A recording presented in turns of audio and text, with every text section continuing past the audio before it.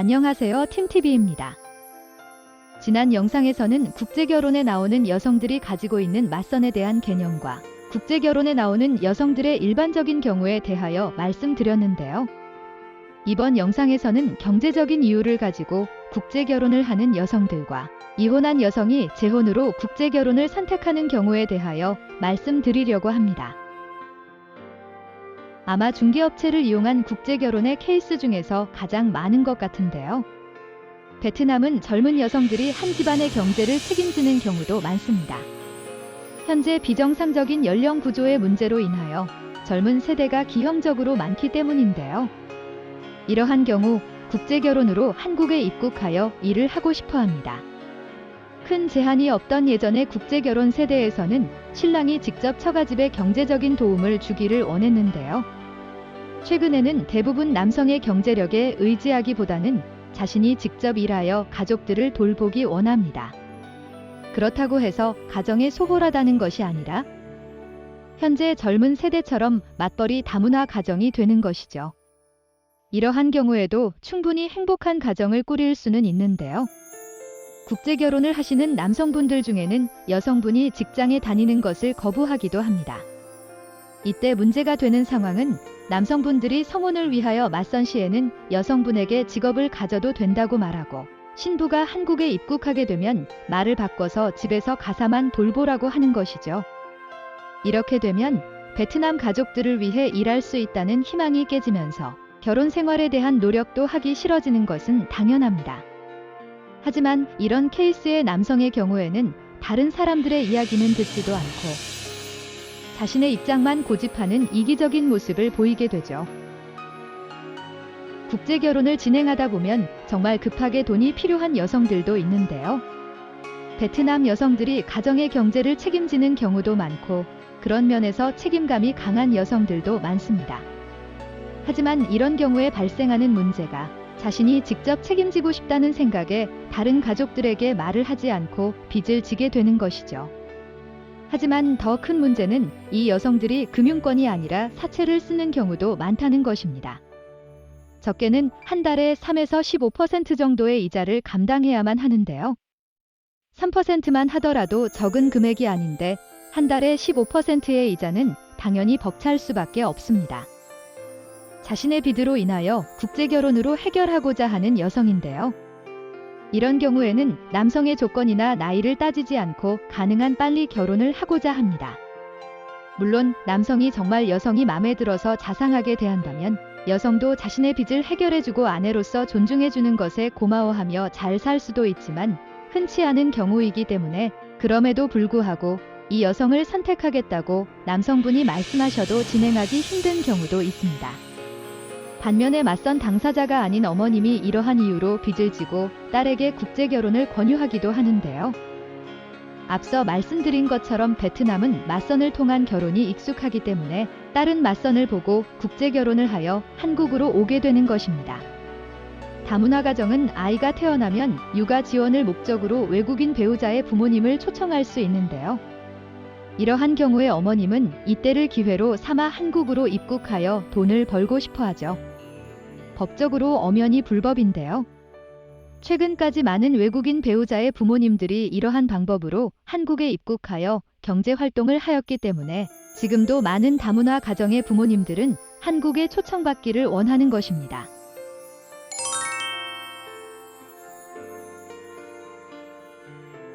베트남에서는 한국보다 비교적 많이 어린 나이에 결혼하는 여성들이 많기 때문에 국제결혼에서는 재혼을 하기 위한 베트남 여성들도 굉장히 많은데요. 한국 남성분들도 재혼을 원하시는 분들이 많기 때문에 서로의 수요를 감당할 수 있는 것이죠. 그렇다면 이런 경우에 여성들은 왜 국제결혼을 선택하게 되는 것일까요? 베트남에서도 성실히 일하고 가정을 돌보는 남성들도 많지만 아내가 벌어온 돈을 술과 도박으로 탕진하는 남성들도 굉장히 많습니다. 실제로 맞선을 진행하다 보면 결혼하고 보니 이러한 남성이더라라는 이유로 이혼한 여성들이 많습니다. 또한 베트남도 가정폭력 피해를 당하는 여성들이 있는데요. 한 설문조사에서는 설문에 참여한 여성들 중에서 지난 2년간 육체적, 정신적인 폭력에 노출된 경험이 있는 여성이 약 70% 정도로 나타났습니다. 절대로 무시할 수 없는 수치인데요. 결국 술과 도박, 폭력에 시달린 경험이 있는 여성들이 비교적 성실하고 부드럽고 자상한 이미지의 외국 남성에게 관심을 갖게 된 것입니다. 이런 여성이 국제 결혼을 하고 한국에 입국해서 결혼 생활을 시작했을 때 한국 남편에게서 전 남편의 모습을 보게 된다면 이 여성은 당시의 트라우마로 굉장히 불안한 상태가 되는데요. 대부분 재혼 여성은 재혼 남성과 매칭이 되거나 나이가 조금 더 많은 남성분과 매칭이 되기 때문에 신랑은 자신의 어리고 상처받은 신부를 더욱 더 따뜻하게 안아줄 필요가 있습니다. 이미 국제 결혼을 해서 한국 남성과 살다가 이혼한 여성들이 다시 맞선에 나오는 경우도 있는데요. 이런 경우는 다시 크게 두 가지 케이스로 나눠볼 수 있습니다. 국제 결혼을 의뢰하는 남성분들 중에는 베트남 문화는 철저히 무시하면서 무조건 자신에게 모든 것을 맞춰 달라는 이기적인 남성들도 많은데요. 다른 나라의 문화를 한순간에 받아들일 수는 없는 것인데 무리한 요구를 하는 것이죠. 신부가 나름 노력을 한다고 하더라도 급한 성격의 한국인 남성의 욕심에는 항상 부족하다 생각하고 조금씩 신랑의 목소리가 커지다 보니 이 신부는 결혼 생활 자체가 두려워지고 결국 이혼을 선택하거나 도망을 가게 됩니다. 결혼 생활 중에 도망가는 여성들의 대부분이 이러한 케이스인데요. 아직 한국말이 익숙하지 않은 상태에서 압박을 당하고 자신의 입장을 잘 어필하지 못하기 때문에 결국 도망이라는 선택을 하게 되는 것이죠. 반면에 아주 적은 케이스로 한국 남편과 이혼하고 다시 국제 결혼을 하는 여성들 중에서도 일부이지만 결혼 생활 중에 여성의 문제로 이혼한 케이스도 있는데요. 결혼 생활을 유지하기 위한 노력보다는 본국의 가족들을 도와주기 위해 직장을 다니면서 가정에 소홀하거나 극히 드물게 직장도 다니지 않으면서 집안일도 전혀 안 하며 사치스러운 성향을 보이는 경우도 있는데요. 첫 번째 경우에는 그래도 대화를 통해서 각자가 해야만 하는 집안일을 정하거나 서로에게 집중할 수 있는 티타임이나 여행 계획들을 세우면서 충분히 극복할 수 있습니다. 하지만 두 번째 경우에는 대부분 남성분이 포기하고 이혼을 선택하게 됩니다.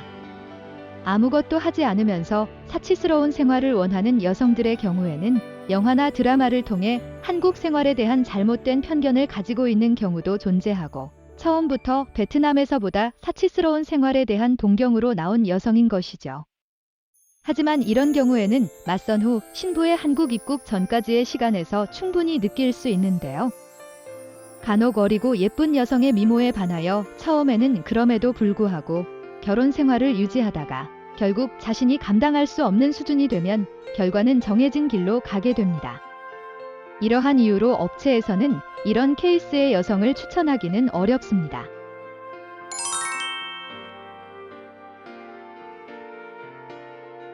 이렇게 국제 결혼을 위한 맞선에 나오는 여성들의 케이스에 대하여 알아보았는데요. 단순히 이런 케이스만 존재한다는 것도 아니며 각 케이스별로 정도의 차이도 존재하겠죠. 국제 결혼은 많은 신랑과 신부가 1:1 맞선을 통하여 자신에게 맞는 배우자는 찾는 과정이 가장 중요한데요. 운이 좋다면 빠른 시간 안에 만날 수도 있으며 반대로 오랜 시간 동안 많은 분들을 만나보며 간신히 찾은 배우자라고 하더라도 최선이 아닐 수도 있습니다. 인생에 있어서 타이밍이라는 것이 중요하며 결혼에는 어느 정도의 운도 필요하기 때문이죠. 하지만 확실한 것은 신랑이나 신부나 맞선에 적극적이지 않으면 운명도 찾아오기 힘들다는 것입니다. 이상 틴팁이었습니다. 감사합니다.